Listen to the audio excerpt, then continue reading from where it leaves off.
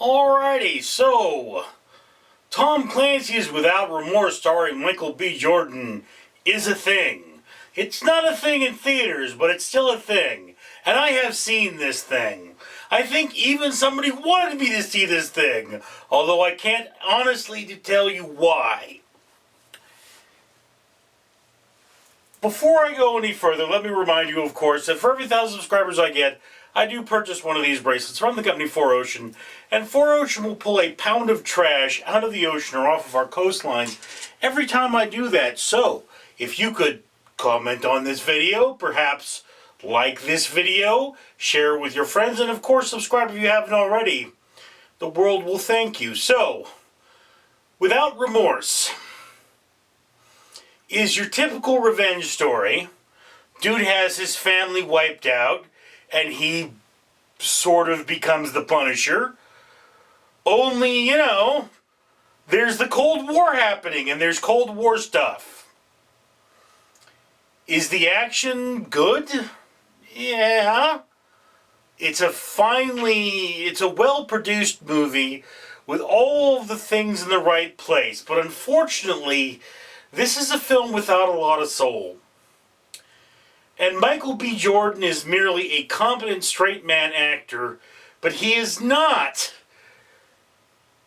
Steven Seagal, who did this, in another movie, or any of the actors who have the flair and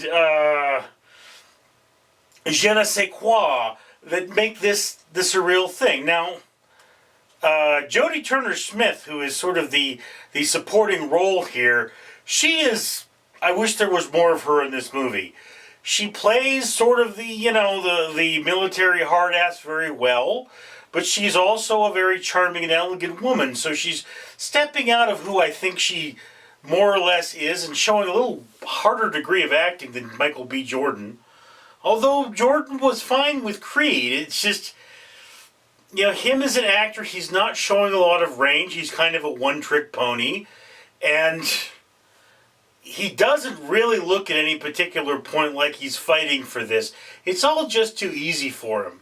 There's no real emotional outlet, and given the fact that the guy's wife was murdered with a child on the way, I should really feel for these characters.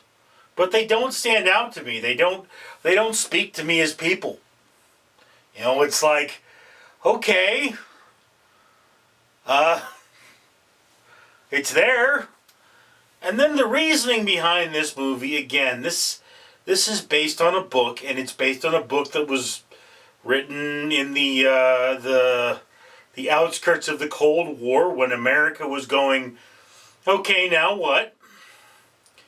And, back then this might have been a little more of a present and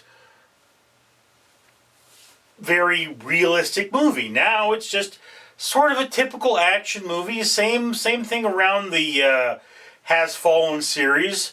Only this Michael B. Jordan's no I forget who's the actor there, but Michael B. Jordan's not that guy. So that's sort of the problem. Is that everything's in the right place. It's just a typical action blockbuster.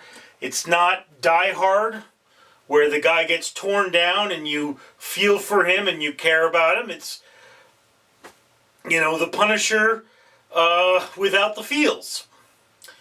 So again, I will put this movie on my watch list. It was entertaining enough.